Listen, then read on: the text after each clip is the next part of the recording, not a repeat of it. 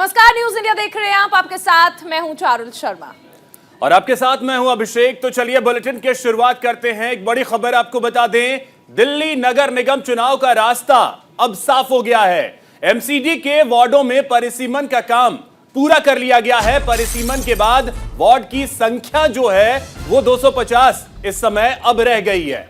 बिल्कुल, इससे पहले तीनों निगम में 272 वार्ड हुआ करते थे, तो संख्या घटा दी गई है। 42 वार्ड अनुसूचित जाति के लिए आरक्षित किए हैं। एमसीडी के वार्ड में परिसीमन का काम अब पूरा हो चुका है और इसे लेकर केंद्र सरकार ने नोटिफिकेशन भी जारी कर दिया है। बड़ी खबर आपको बता रहे हैं, दिल्ली नगर निगम चुनाव का रास्ता अब साफ हो गया है। एमसीडी के वार्ड्स का परिसीमन का काम पूरा हो चुका है। हालांकि संख्या अब घटकर 250 हो चुकी है, जो कि पहले 272 थी। बिल्कुल, तो देखिए दिल्ली नगर निगम में परिसीमन का काम चल रहा था, जिसके बाद परिसीमन की रिपोर्ट सौंपी गई केंद्र को और इसकी संख्या जो है 250 तय कर दी गई। पहले 272 थी, जिसे घटा दिया गया। 22 वार्ड कम कर दिए गए। 42 वार्ड जो हैं अनुसूचित जाति के लिए आरक्षित किए गए हैं। इन वार्डों में परिसीमन का काम अब पूरा हो चुका है, जिसके बाद अब जो चुनाव का रास्ता है वो भी इसमें साफ हो चुका है। वहीं दिल्ली चुनाव आयोग महिलाओं और अनुसूचित जाति के लोगों के लिए सीट चिन्हित और आरक्षित करके नोटिफिकेशन जारी करेगा। दिल्ली नगर निगम के अधिकारियों ने चुनाव के लिए पोलिंग, काउंटिंग और चुनाव के अधिकारियों की तैनाती की प्रक्रिया भी शुरू कर दी है। चुनाव आयोग की तैयारियों से लगता है कि साल 2022 के आखिर में या नए साल की शुरुआत में नगर निगम चुनाव हो सकता है।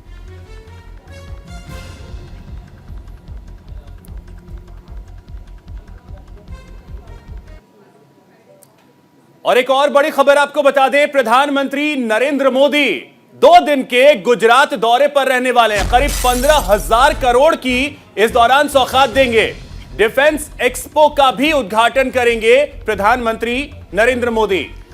बड़ी खबर आपको बता रहे हैं, प्रधानमंत्री नरेंद्र मोदी 2 दिवसीय दौरे पर गुजरात जा रहे हैं और यहां पर मिशन स्कूल ऑफ एक्सीलेंस का भी शुभारंभ करेंगे। जूनागढ़ और राजकोट में प्रधानमंत्री नरेंद्र मोदी बड़ी सौगात देने वाले हैं। यूएन प्रमुख एंटोनियो गुटेरेस से भी प्रधानमंत्री नरेंद्र मोदी मुलाकात करने वाले हैं। तो 2 दिवसीय गुजरात दौरा बेहद अहम रहने वाला है प्रधानमंत्री नरेंद्र मोदी का। बिल्कुल, तो इस दौरान डिफेंस एक्सपो का उद्घाटन करेंगे। मिशन प्रमुखों के 10वें सम्मेलन में भी हिस्सा लेंगे पीएम मोदी। तो आज से 2 दिन के दौरे पर गुजरात जाएंगे। इस दौरान पीएम मोदी राज्य को करीब 15,670 करोड़ की परियोजनाओं की सौगात देने वाले हैं, जिसमें कई शिलान्यास होंगे, कई लोकार्पण होंगे। पीएम मोदी 19 अक्टूबर को 2022 डिफेंस एक्सपो का उद्घाटन करने वाले हैं, यानी कि आज ये उद्घाटन पीएम मोदी करने वाले हैं। वहीं 20 अक्टूबर को संयुक्त राष्ट्र महासचिव एंटोनियो गुटेरेस के साथ प्रधानमंत्री नरेंद्र मोदी की द्विपक्षीय बैठक भी होगी और इसके अलावा पीएम मोदी केवड़िया में मिशन लाइफ का शुभारंभ करेंगे। इसके अलावा प्रधानमंत्री केवड़िया में मिशन प्रमुखों के 10वें सम्मेलन में हिस्सा भी लेने वाले हैं।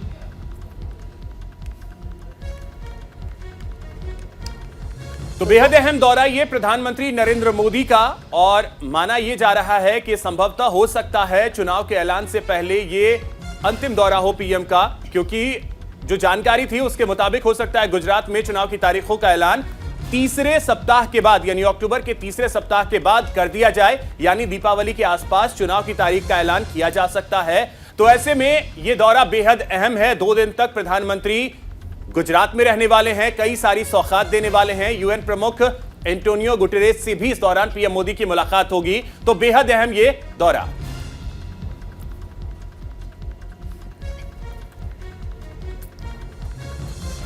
चलिए एक और बड़ी खबर आपको बता दें, कांग्रेस अध्यक्ष पद पर आज फैसला होने वाला है। सुबह 10 बजे से कांग्रेस दफ्तर में वोटों की गिनती होने वाली है। बड़ी खबर आपको बता दें, कांग्रेस अध्यक्ष पद पर आज फैसला होने वाला है। तो ये बड़ी खबर आपको बता दें, 17 अक्टूबर को वोटिंग हुई थी। करीब 9,500 प्रतिनिधियों ने वोट डाले थे। मल्लिकार्जुन खड़गे और शशि थरूर के बीच सीधा मुकाबला है। मधुसूदन मिस्त्री मतगणना की शुरुआत करेंगे। कांग्रेस पार्टी के बड़े नेता दफ्तर में इस दौरान मौजूद रहेंगे। और दोपहर तक नतीजे आने की संभावना है। राजस्थान के सीएम ने गैर गांधी प्रत्याशी पर दुख जताया। उन्होंने कहा कि अगर राहुल गांधी पद संभालते तो नया मैसेज जाता। कांग्रेस अध्यक्ष पद पर आज फैसला हो जाएगा। 17 अक्टूबर को अध्यक्ष पद के लिए हुए चुनाव की आज मतगणना होगी। वोटों की गिनती सुबह 10 बजे से कांग्रेस मुख्यालय पर होगी। कांग्रेस अध्यक्ष पद चुनाव प्रक्रिया को देख रहे कांग्रेस नेता मधुसूदन मिस्त्री ने चुनाव प्रक्रिया पर संतोष जताया। बिल्कुल, तो देखिए अभी भी हालांकि अशोक गहलोत यही कह रहे हैं कि अगर इस चुनाव में राहुल गांधी होते तो शायद ज्यादा बेहतर होता। और आपको बता दें कि लगभग 24 सालों के बाद चुनाव हुए हैं और गैर गांधी परिवार से कोई इस बार अध्यक्ष बन रहा है। दावा किया जा रहा है कि चुनाव स्वतंत्र, निष्पक्ष और पारदर्शी रहा है। कांग्रेस अध्यक्ष पद का चुनाव लड़ रहे मल्लिकार्जुन खड़गे ने कहा कि शशि थरूर ने उन्हें फोन किया और उनके अच्छे भाग्य की कामना की। आप देख लो, पूरे परिवार को देख रहे हैं। जिस प्रकार सोनिया जी ने 22 साल तक कांग्रेस अध्यक्ष रही है, वो लगभग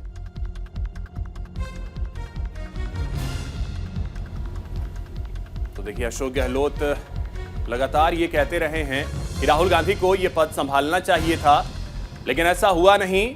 और इस पर उन्होंने दुख भी जताया कि राहुल गांधी होते तो शायद ज्यादा बेहतर होता। करीब 9,500 डेलीगेट्स ने वोट डाले हैं, जिसकी गिनती अब से कुछ देर बाद लगभग 3 घंटे बाद वोटों की गिनती शुरू हो जाएगी। और आपको बता दें कि आज कांग्रेस को अपना नया अध्यक्ष मिल जाएगा। वो शशि थरूर होंगे या मल्लिकार्जुन खड़गे, इसके लिए आज लगभग 2-3 बजे तक का इंतजार करना होगा, क्योंकि जानकारी के मुताबिक 2 से 3 बजे तक वोटों की गिनती जो है वो हो जाएगी। वहीं शशि थरूर ने कहा कि वो अपनी जीत को लेकर आश्वस्त हैं, भले ही उनके खिलाफ बाधाओं का ढेर था, क्योंकि नेता और प्रतिष्ठान दूसरे उम्मीदवार के साथ थे। थरूर ने यह भी कहा कि भारत को एक मजबूत कांग्रेस की जरूरत है। मैंने अपने राजनीतिक भविष्य के लिए नहीं, बल्कि कांग्रेस और भारत के लिए चुनाव लड़ा है। मैं बदलाव के लिए खड़ा हूं।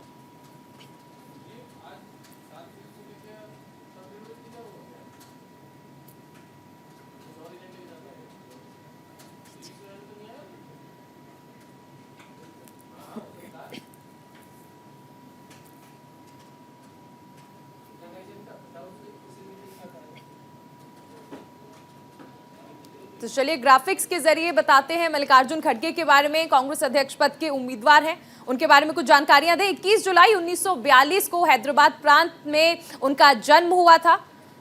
और ये हम आपको बता रहे हैं मल्लिकार्जुन खड़गे के बारे में, जो कि कांग्रेस अध्यक्ष पद के उम्मीदवार हैं। बिल्कुल, देखिए कांग्रेस के एक वरिष्ठ नेता, लंबे वक्त से कांग्रेस के साथ जुड़े हुए हैं, एक लंबा इनका राजनीतिक अनुभव है और यही वजह है कि वरिष्ठ नेता जो हैं वो आलाकमान भी इनके साथ ही आ रहा है। बिल्कुल, नेहरू गांधी परिवार के करीबी माने जाते हैं मल्लिकार्जुन खड़गे, और यही वजह है कि शशि थरूर ने भी इस बात का जिक्र किया कि ऐसा हो सकता है कि वो विजयी रहे। 2 बार इन्होंने केंद्रीय मंत्री के तौर पर भी काम किया है, तो इन्हें संगठन का ही नहीं बल्कि केंद्र में मंत्री के तौर पर काम करने का भी अनुभव रहा है। अभी राज्यसभा में नेता प्रतिपक्ष भी हैं मल्लिकार्जुन खड़गे, और ये उनका अनुभव ही है कि जिसकी वजह से माना जा रहा है कि वो एक प्रमुख दावेदार रहे हैं और चुनावी नतीजे भी उनके पक्ष में आ सकते हैं। बिल्कुल, और देखिए उनकी छवि जो है वो बिल्कुल साफ सुथरी है, बिल्कुल स्वच्छ छवि रही है और यही वजह है कि आलाकमान भी इनके साथ खड़ा नजर आता है। और सबसे अहम चीज है कि अगर कर्नाटक की राजनीति की बात की जाए तो उसमें मल्लिकार्जुन खड़गे की अच्छी पकड़ मानी जाती है। खड़गे के नाम लगातार 10 बार चुनाव जीतने का एक रिकॉर्ड भी है। तो इन्होंने लगातार 10 बार चुनाव जीता है, ये अपने आप में एक रिकॉर्ड है जो इनके नाम है। बिल्कुल, चलिए अब बात करते हैं शशि थरूर की, जो कि कांग्रेस अध्यक्ष पद के दूसरे उम्मीदवार हैं। 9 मार्च 1956 को उनका लंदन में जन्म हुआ था। बिल्कुल, और पूर्व राजनयिक, लेखक और फिलहाल वो कांग्रेस के नेता हैं और चुनाव भी लड़ रहे हैं। इनके पास भी अनुभव है, हालांकि मल्लिकार्जुन खड़गे के मुकाबले थोड़ा कम।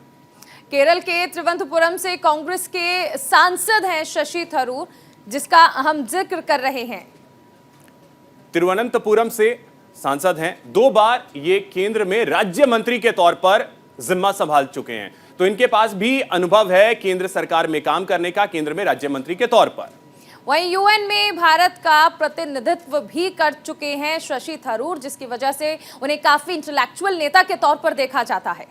बिल्कुल, अपने बेबाक बयानों के लिए जाने जाते हैं। बयान को लेकर के कई बार विवादों में भी रहे हैं, लेकिन बात रखने में वो कभी पीछे नहीं हटते हैं, खुलकर अपनी बातें रखते हैं। कांग्रेस संगठन में हालांकि देखिए इनकी पकड़ जो है वो कुछ कमजोर मानी जाती है, और मल्लिकार्जुन खड़गे की हम बात करें तो उनकी संगठन में पकड़ हमेशा से मजबूत रही है। तो इस खबर पे लगातार हम बने रहेंगे, एक एक अपडेट हम आप तक पहुंचाते रहेंगे। इसी बीच एक बड़ी खबर आपको बता दें, हिमाचल प्रदेश विधानसभा चुनाव से जुड़ी बड़ी खबर। कांग्रेस ने अपनी पहली सूची जारी कर दी है। पहली सूची में 46 प्रत्याशियों के नाम का ऐलान किया गया। यह बड़ी खबर आपको बता दें, कांग्रेस ने अपनी पहली लिस्ट जारी कर दी है और इस नई लिस्ट में 6 नए चेहरों पर दांव खेला गया है। 46 में से 15 युवा चेहरे भी इसमें हैं और एक सीट को छोड़कर सभी मौजूदा विधायकों को ही टिकट दिया गया है, यानी सिटिंग विधायकों को टिकट दिया गया है। और 20 सीटों पर अभी भी पेच फंसा हुआ है। पहली लिस्ट देखिए जारी की गई है और उसमें 20 सीटों पर अभी भी पेच जो है वो फंसा हुआ है। 6 नए चेहरों पर दांव खेला गया है, क्योंकि कांग्रेस की तरफ से यह पहली सूची है जो जारी कर दी गई है हिमाचल प्रदेश चुनाव को लेकर। बिल्कुल, तो इस लिस्ट के आने के बाद पार्टी के अंदर बहुत सारी चीजें चल भी रही हैं, कई सारे इस्तीफे गिर चुके हैं। आपको बता दें कि 20 सीटों पर अभी भी पेच फंसता हुआ दिख रहा है और जल्द ही दूसरी सूची भी आ जाएगी, क्योंकि कई अभी ऐसे सीट हैं जिसको लेकर के उहापोह की स्थिति है, बहुत सारी चर्चाएं हो रही हैं। शिमला ग्रामीण से विक्रमादित्य सिंह को मैदान में उतारा गया है, नादौन से सुखवीर सिंह को टिकट दिया गया है, ठियोग से कुलदीप सिंह राठौड़ को टिकट दिया गया है। हिमाचल विधानसभा में नेता प्रतिपक्ष मुकेश अग्निहोत्री को उनके मौजूदा विधानसभा क्षेत्र हरौली से ही टिकट दिया गया है। कांग्रेस ने एक सीट छोड़कर सभी मौजूदा विधायकों को टिकट दिया है। निर्वाचन आयोग ने 14 अक्टूबर को हिमाचल प्रदेश चुनाव की तारीखों का ऐलान किया था। हिमाचल प्रदेश में एक चरण में 12 नवंबर को मतदान होगा और 8 दिसंबर को नतीजे सामने आएंगे।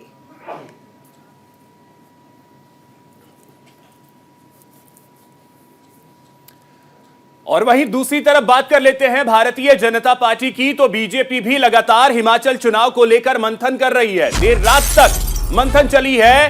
बीजेपी चुनाव समिति की बैठक हुई है, पीएम मोदी की अध्यक्षता में चुनाव समिति की बैठक हुई। अमित शाह और जेपी नड्डा भी इस बैठक में शामिल थे। बिल्कुल, तो एक तरफ देखिए कांग्रेस ने अपनी पहली लिस्ट जारी कर दी है, तो दूसरी तरफ भारतीय जनता पार्टी भी लगातार मंथन कर रही है। देर रात इसको लेकर बैठक हुई है, जिसमें खुद प्रधानमंत्री नरेंद्र मोदी शामिल थे, गृह मंत्री अमित शाह थे, जेपी नड्डा भी इस बैठक में रहे हैं। और हिमाचल चुनाव की रणनीति पर देखिए इसमें चर्चा की गई है और आज ऐसा माना जा रहा है कि बीजेपी अपने प्रत्याशियों की लिस्ट जारी कर सकती है। बीजेपी उपाध्यक्ष राजीव भारद्वाज ने जयराम सरकार की तारीफ भी की है। उन्होंने कहा है कि जयराम सरकार ने बिना किसी भेदभाव के काम किया है और प्रदेश का विकास किया है। हिमाचल प्रदेश विधानसभा चुनाव में पार्टी प्रत्याशियों के चयन के लिए बीजेपी चुनाव समिति की बैठक हुई। एंटी इनकम्बेंसी की वजह से 3 मंत्रियों और 1 दर्जन विधायकों के टिकटों पर फिलहाल तलवार लटकी हुई है। हो सकता है इनके टिकट काट दिए जाएं, जबकि 2 मंत्रियों के विधानसभा बदले जा सकते हैं, उनके हल्के को बदला जा सकता है। केंद्रीय चुनाव समिति ने देर रात तक टिकटों को लेकर चर्चा की है। वहीं बीजेपी उपाध्यक्ष राजीव भारद्वाज ने कहा कि जयराम सरकार ने बिना किसी भेदभाव के पूरे हिमाचल में विकास का काम किया है। कांग्रेस भेदभाव करने के गलत आरोप लगाकर जनता को गुमराह कर रही है। देखिए, ऐसे में हिमाचल प्रदेश में फिलहाल बीजेपी की सरकार है। बीजेपी चाहेगी कि दोबारा सत्ता में आए, लेकिन कांग्रेस भी कोशिशें कर रही है और ऐसे में आम आदमी पार्टी भी जिस तरह से लगातार वहां पर प्रचार कर रही है, ऐसे में यह मुकाबला अब त्रिकोणीय होता नजर आ रहा है। हालांकि तीनों ही पार्टियां अपनी जीत को लेकर आश्वस्त हैं।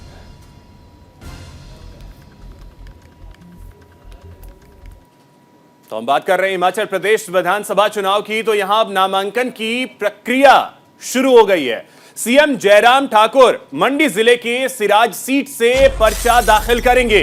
सीएम नामांकन से पहले मां का आशीर्वाद लेंगे। जयराम ठाकुर कुठा में रैली को भी संबोधित करने वाले हैं। समर्थकों के साथ पहुंचेंगे नामांकन दाखिल करने के लिए।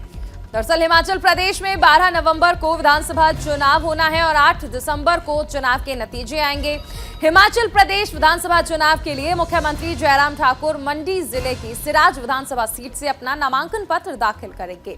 जयराम ठाकुर अपनी मां बिकरू देवी के अलावा कुलदेवता और कुलदेवी का आशीर्वाद लेंगे और उसके बाद वो कूठा में एक रैली को संबोधित करेंगे, जहां से वो दोपहर में नामांकन पत्र दाखिल करने के लिए अपने समर्थकों के साथ थुनाक उप जिलाधिकारी कार्यालय की ओर जाएंगे।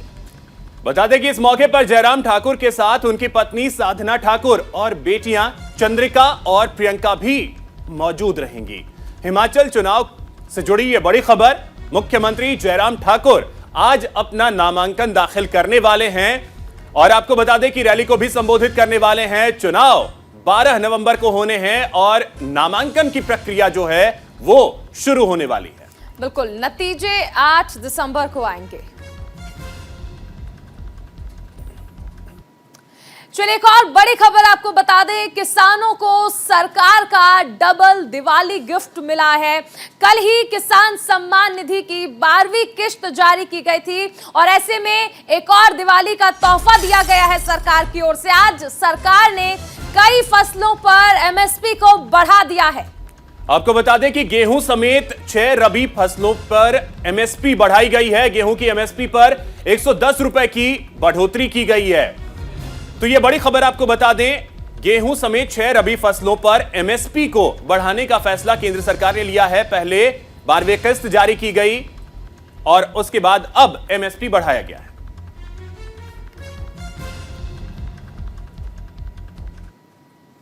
एक और बड़ी खबर आपको बता दें, सीएम योगी आदित्यनाथ के अयोध्या दौरे से जुड़ी ये बड़ी खबर है। यहां पर आज सीएम योगी रजत जयंती महोत्सव में शिरकत करने वाले हैं और राम की पैड़ी पर दीपोत्सव स्थल का भी निरीक्षण करेंगे।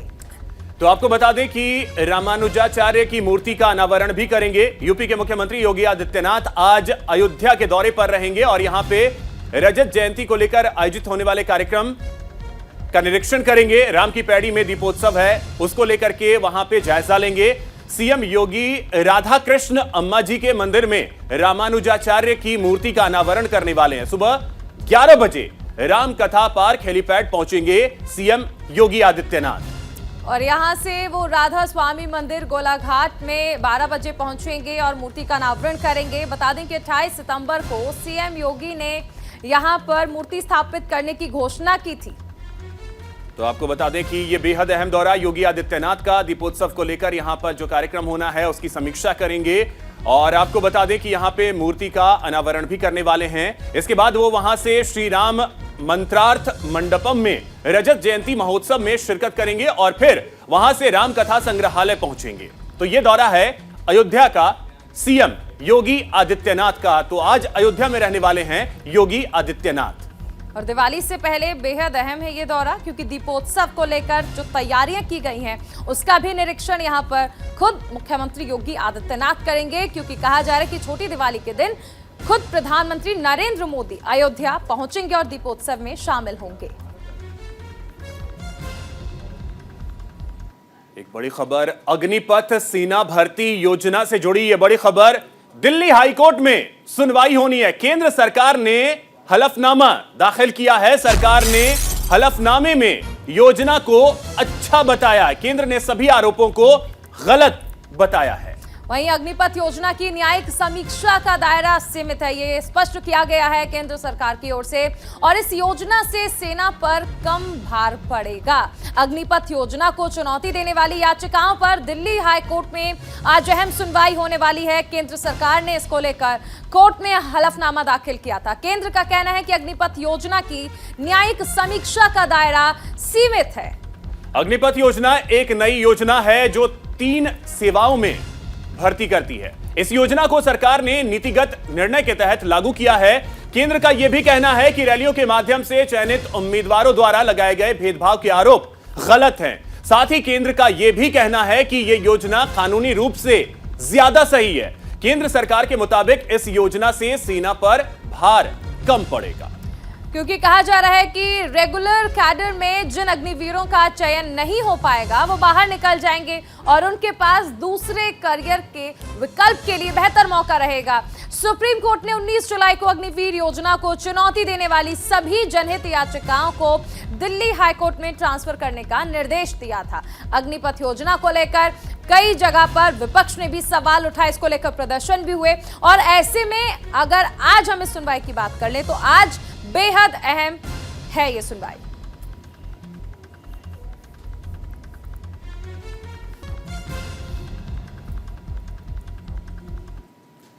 मुलायम सिंह यादव की अस्थियां संगम में विसर्जित होंगी। परिवार के साथ प्रयागराज पहुंचे हैं अखिलेश यादव। तो बड़ी खबर आपको बता दें, मुलायम सिंह की अस्थियों का विसर्जन प्रयागराज में होगा और अपने पूरे परिवार के साथ मुलायम सिंह यादव के पुत्र अखिलेश यादव प्रयागराज पहुंचे हुए हैं। मुलायम सिंह यादव की अस्थि विसर्जन की तैयारियां लगभग पूरी हो चुकी हैं। रविवार को हरिद्वार में भी अस्थियां विसर्जित की गई थी। गुरुग्राम के मेदांता में 10 अक्टूबर को नेताजी का निधन हुआ था। समाजवादी पार्टी के संस्थापक और यूपी के पूर्व मुख्यमंत्री मुलायम सिंह यादव की अस्थियां आज संगम में विसर्जित की जाएंगी। अखिलेश यादव परिवार के साथ निजी विमान से सैफई से प्रयागराज पहुंच चुके हैं और यहां पर अस्थि विसर्जन की तैयारियां पूरी हो चुकी हैं। 10 अक्टूबर को सपा मुखिया रहे मुलायम सिंह यादव का गुड़गांव के मेदांता में निधन हुआ था। उनके बेटे अखिलेश यादव ने रविवार को हरिद्वार में अस्थियों को गंगा में विसर्जित किया था। अब संगम में विसर्जित करने के लिए वो संगम नगरी प्रयागराज पहुंच चुके हैं। तो ये तस्वीरें भी आप देख सकते हैं। अखिलेश यादव अपने पूरे परिवार के साथ प्रयागराज पहुंचे हैं और आज मुलायम सिंह यादव के अस्थियों का विसर्जन वो संगम में करने वाले हैं। प्रयागराज में इस समय अखिलेश यादव।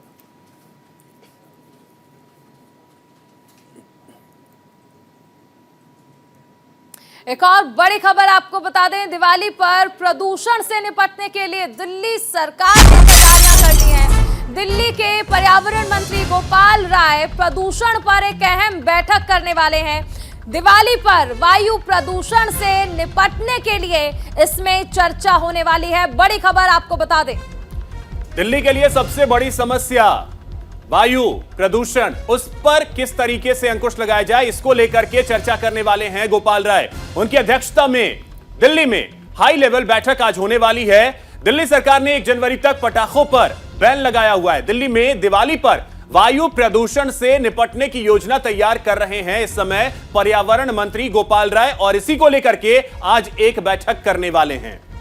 इस बैठक में दिवाली पर होने वाले वायु प्रदूषण से निपटने के लिए प्लान तैयार किया जाएगा, क्योंकि शहर में दिवाली के बाद से हर साल वायु का स्तर काफी खराब रहता है और इसीलिए दिल्ली सरकार अभी से इसकी तैयारियों में जुट गई है। पर्यावरण मंत्री गोपाल राय ने कहा कि धूल प्रदूषण को रोकने के अभियान और पराली जलाने पर अंकुश लगाने के लिए पूसा बायो डिकम्पोजर के छिड़काव के अलावा हम दिवाली पर वायु प्रदूषण को नियंत्रित करने की योजना तैयार करने के लिए एक हाई लेवल मीटिंग करने वाले हैं। हालांकि दिल्ली सरकार ने 1 जनवरी तक सभी प्रकार के पटाखों के उत्पादन, बिक्री और उपयोग पर फिर से पूर्ण प्रतिबंध लगा दिया है।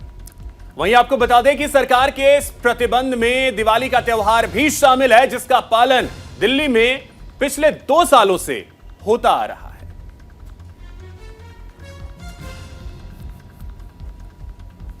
तो दिवाली पर इस बार भी पटाखों पर बैन रहने वाला है।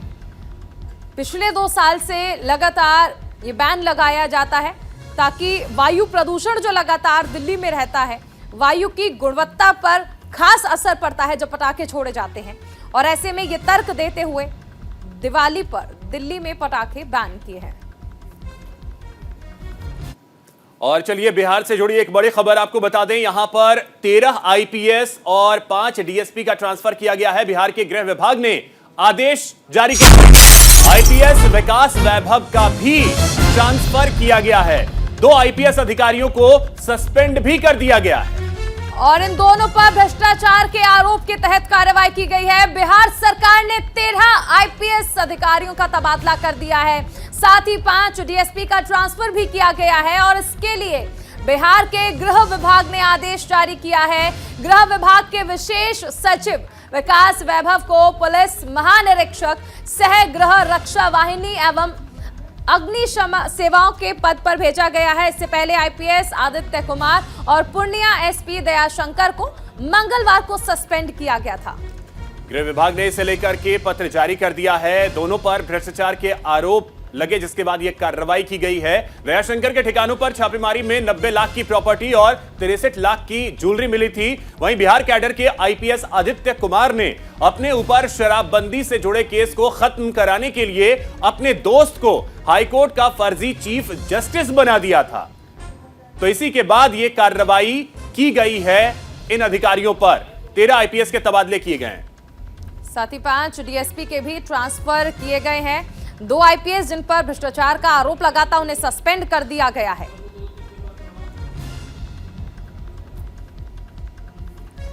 बिहार के गृह विभाग की ओर से यह आदेश जारी किया गया।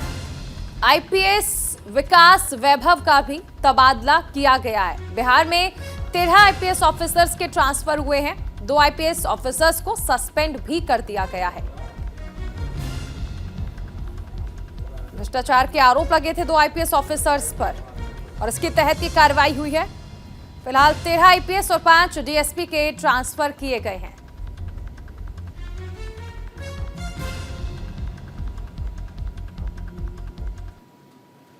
तमिलनाडु विधानसभा के शीतकालीन सत्र के दूसरे दिन जमकर हंगामा हुआ। इस बीच कई प्रस्ताव भी पास हुए। वहीं सदन में हिंदी बोले जाने के खिलाफ भी प्रस्ताव पारित किया गया और आधिकारिक भाषा पर संसदीय समिति की रिपोर्ट में की गई सिफारिशें लागू न करने का केंद्र से आग्रह किया गया। सदन में विपक्ष के नेता के पल्लीस्वामी की अगुवाई में विपक्ष के सदस्यों ने उपनेता की बैठक व्यवस्था का मसला भी उठाया, मगर विधानसभा अध्यक्ष ने उन्हें यह कहते हुए बैठा दिया कि प्रश्नकाल के बाद उन्हें अवसर दिया जाएगा। लेकिन विपक्ष के सदस्य नहीं माने और नारेबाजी करने लगे। विपक्षी दल अन्ना द्रमुक के सदस्यों ने सदन में फर्श पर बैठकर प्रदर्शन किया और प्रदर्शन की कोशिश की तो स्पीकर ने मार्शल को आदेश देकर उन्हें सदन से बाहर निकलवा दिया। तो कल की ये तस्वीरें सामने आई तमिलनाडु विधानसभा से, जहां पर शीतकालीन सत्र चल रहा है और ऐसे में यहां हिंदी थोपे जाने के खिलाफ प्रस्ताव भी पास हुआ और विपक्ष ने जोरदार हंगामा किया, जिसके बाद स्पीकर ने मार्शल्स को बुलाकर उन्हें बाहर निकलवाया। ये तस्वीरें तमिलनाडु के विधानसभा से कल सामने आई। तो विपक्ष का हंगामा रहा, लेकिन स्पीकर ने जैसे ही नेताओं ने फर्श पर बैठकर प्रदर्शन की कोशिश की, तुरंत ही उन्हें बाहर निकलवा दिया गया और इस तरह के विरोध प्रदर्शन की इजाजत नहीं दी गई।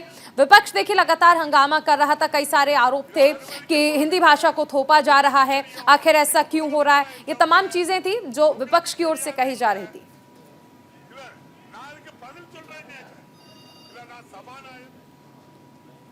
वही बात कर लेते हैं कोविड की। कोरोना के नए सब वेरिएंट ने केरल सरकार की चिंता बढ़ा दी है। सरकार ने राज्य में फिर से इससे बचने के लिए उपायों को तेज कर दिया है। स्वास्थ्य मंत्री ने कहा कि कोरोना के नए वेरिएंट XBB और XBB.1 पहले वाले वेरिएंट की तुलना में अधिक संक्रामक है। उन्होंने इस वेरिएंट से लोगों को सतर्क रहने को कहा। साथ ही उन्होंने कहा कि स्वास्थ्य कर्मियों को भी वैक्सीन की बूस्टर डोज लेनी चाहिए। बता दें कि देश में कोरोना के नए मामले ना के बराबर हैं, बल्कि इसमें काफी कमी देखी गई है। केरल को छोड़कर अधिकतर राज्यों में एक्टिव मरीजों की संख्या में भी कमी दर्ज की जा रही है। बेहतर होते हालात के बीच कोरोना के एक नए वेरिएंट ने लोगों की चिंता एक बार फिर से बढ़ा दी है और भारत में पिछले 24 घंटे में कोरोना के 2060 नए मामले सामने आए, जिसमें 10 लोगों की मौत भी हुई। तो इस नए वेरिएंट ने चिंता बढ़ा दी है और इसी की वजह से अब सतर्कता एक बार फिर से बरतने की अपील की जा रही है। और आपको बता दें कि केरल सरकार की चिंता सबसे ज्यादा इस समय बढ़ती हुई नजर आ रही है। हालांकि देश में अलग अलग हिस्सों में भी कोविड के मामले लगातार सामने आ रहे हैं। इसी की वजह से लगातार ये अपील भी की जा रही है कि जो प्रोटोकॉल्स हैं उसका पालन एक बार फिर से किया जाए, ताकि कोविड के इस नए वेरिएंट से बचा जा सके।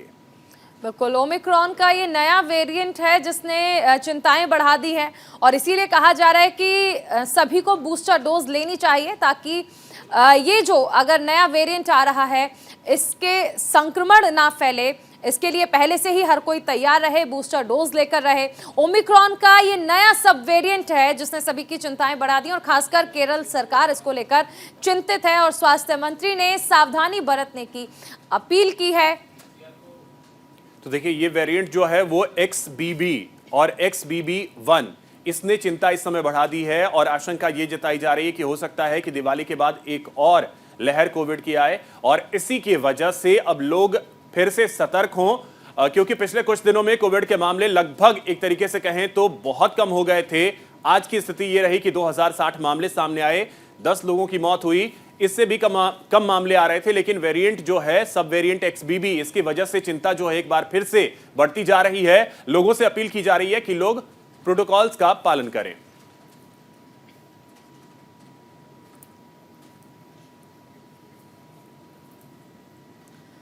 तमिलनाडु सरकार ने पूर्व मुख्यमंत्री जयललिता की मौत की जांच रिपोर्ट सार्वजनिक कर दी है। इस रिपोर्ट में जयललिता की करीबी सहेली शशिकला की भूमिका पर संदेह जताया गया है। उनके निजी डॉक्टर समेत एक सीनियर अधिकारी भी शक के घेरे में है। जयललिता की मौत की जांच के लिए एक रिटायर्ड जज A. अरुमुग स्वामी की अध्यक्षता में एक सदस्यीय समिति बनाई गई थी। इस कमेटी ने राज्य सरकार को 500 पन्नों की अपनी जांच रिपोर्ट सौंप दी है। जांच रिपोर्ट में कहा गया है कि जयललिता और शशिकला के बीच अच्छे रिश्ते नहीं थे।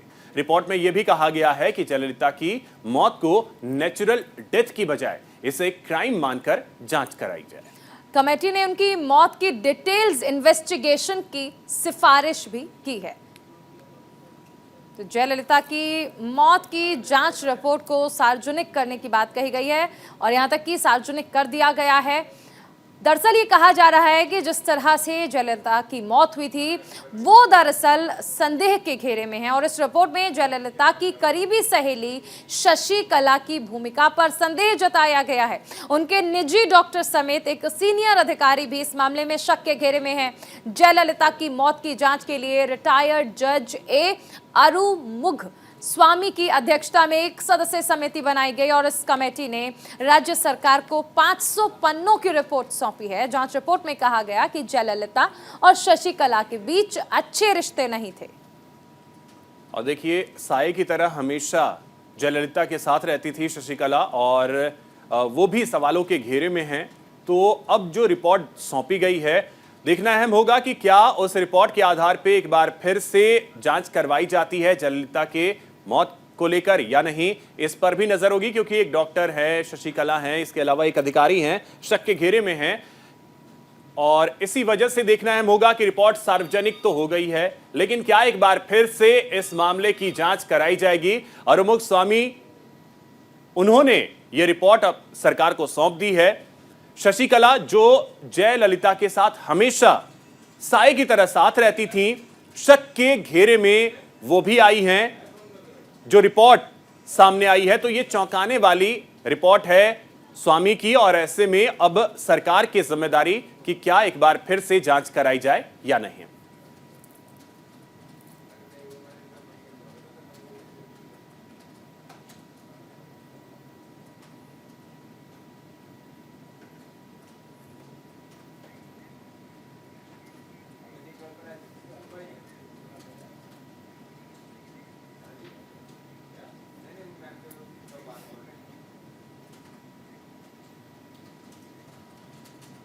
तो इस बुलेटिन में फिलहाल इतना ही। आप बने रहिए न्यूज़ इंडिया के साथ।